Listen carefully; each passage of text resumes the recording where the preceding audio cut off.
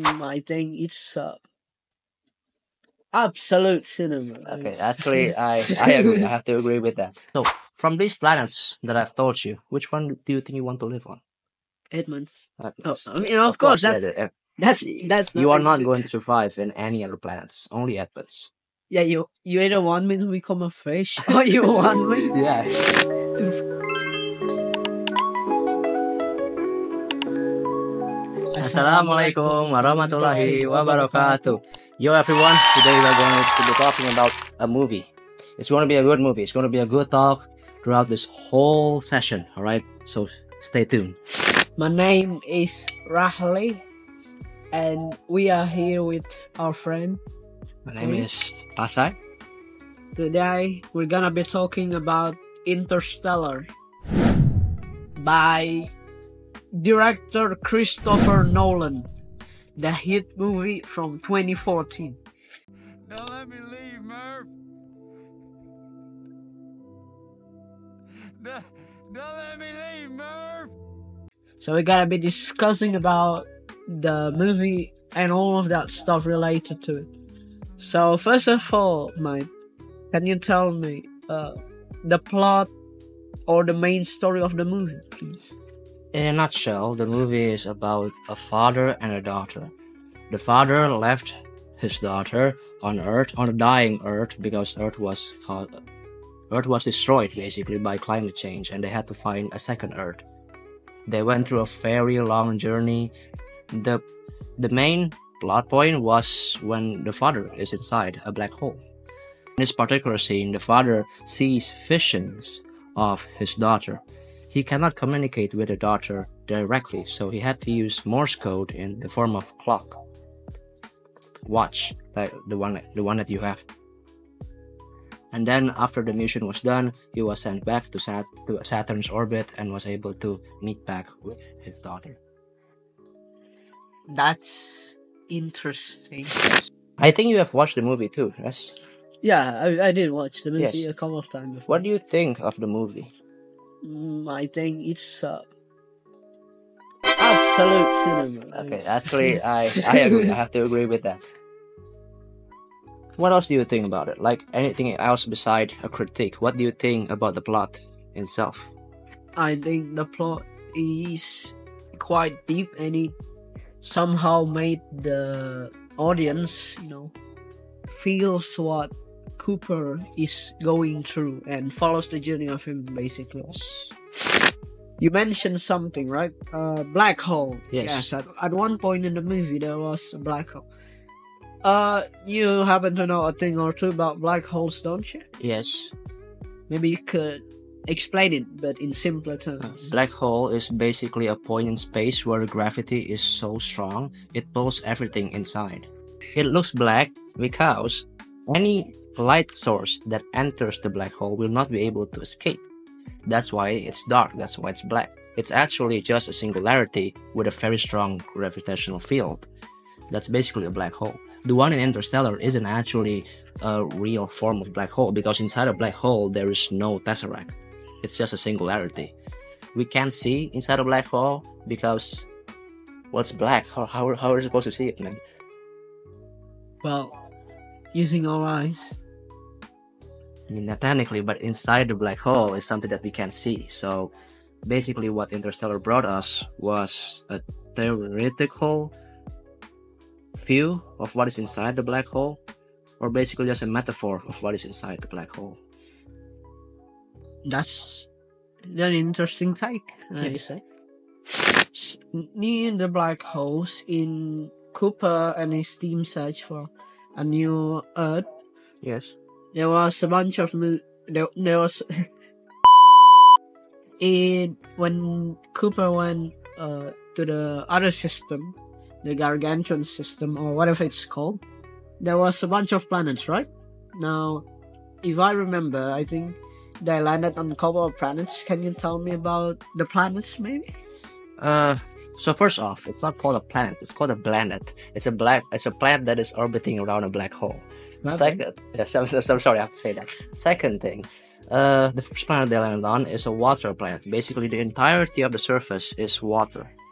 In this water planet, the tidal forces of the black hole is so strong it makes waves that are so high. But this is actually physically impossible because the planet isn't actually that close to the black hole. It needs to be closer to it. And if it was closer, it will destroy itself. So this is just a movie thing. But that's basically it. They almost died in the scene, but they were able to escape. The second planet they went to is an ice planet. In this ice planet, it was so cold. You know the clouds up in the sky? They freeze in this planet. The clouds froze in the planet. So there's technically a surface down in the planet, but it's so hard to reach because the clouds have frozen itself for thousands of years.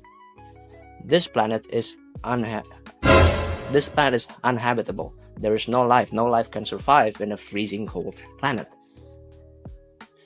So that's basically it. That's basically about the planets. They only visited 2 planets. There's also another one called Edmund's planet in the end of the movie. It was actually a habitable planet. It was not really mentioned that much in the movie. It's only at the ending scene, so we don't really know much about it except for like comic and everything else. So that's it about the planets. So from these planets that I've told you, which one do you think you want to live on? Edmonds. Edmonds. I mean, of course, that's you are not going to survive in any other planets, only Edmonds. Yeah, you either want me to become a fish or you want me Yeah, to freeze to death. yeah. Basically, that's the planets in Interstellar. Do you have anything else? Have you now Interstellar? Did you know that Interstellar actually had a comic? Yes. Have you heard that one comic by Christopher Nolan about the journey of Dr. Man? Yes. I have read it actually. Can you explain a bit? You sent the shit. The comic was about Dr. Man. Dr. Man is a scientist positioned on the ice-frozen planet. He was an evil scientist because he was isolated for decades, basically.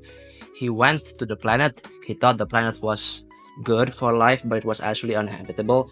So he had to be isolated for years, waiting for a rescue attempt. The particular comic was about his relationship with his assistant robot. The comic is about the relationship between Dr. Man and a robot. He had to turn off the robot because he was a bit annoying for Dr. Man. And that's it. That's about the comic. Have you ever actually read the comic as well? Yeah. So I've asked you what you like about the movie. So what do you like about the comic now? I think it's interesting. Like, I'm not asking much for Christopher Nolan to make more of these, but I think it's good that he gives out some of the background and lore drop, we would say. But yeah, I guess good it's take. Good takes. kind of cool. Yeah, that's a pretty good take. Basically, the comic is just deepening the lore. Yes. So apart from the movie and the comics, right? There was another one made by or helped by Christopher Nolan, I think. And that was Interstellar Text Adventure Game. Yes. That was released in 2014. Can you enlighten us a bit about what it is? So the Interstellar Text RPG. So the Interstellar Text RPG is basically a game where you type in certain inputs to a certain website and that will show a text, a story. You need to envision the story yourself. It's basically just a list of text. Like you say, do you want food? You said yes. And then it says, you got food, but in the form of text. That's basically the game. I think the lore is about someone outside from the interstellar lore with his robot companion visiting an unknown planet in the interstellar system, in the Gargantuan system. I'm not really familiar with the thing, but I think that's basically the entire game. So I don't think there's much. I don't think there's any massive budget goes into that game. It's probably, but it's a fun game. There's a lot of lore in the game, but I haven't actually got into it yet. Yeah, I mean, if you are kind of interested in Interstellar and still want more, maybe you should give it a try. Play the game, input some text, and you can see more lore about Interstellar. Especially if you enjoy Interstellar, that would be a great idea. But the catch is that it actually doesn't exist anymore. The only way that it can still be accessed is via the Wayback Machine. Yeah, Do you know that? Yeah, I know the Wayback Yeah, Machine. via the Wayback Machine, you Yes. can find the old website, and somehow it still works. It's crazy stuff. You just have to go back to 2014. Then it should be there. It should be. So I think that's probably it about Interstellar. We've talked about the movie, we've talked about the comic, we've talked about the game, we've talked about basically everything about Interstellar. So I think that's it. Thank you so much for enjoying this particular session. Thank you for listening to us. Thank you for tuning in. I hope you guys have a great day ahead.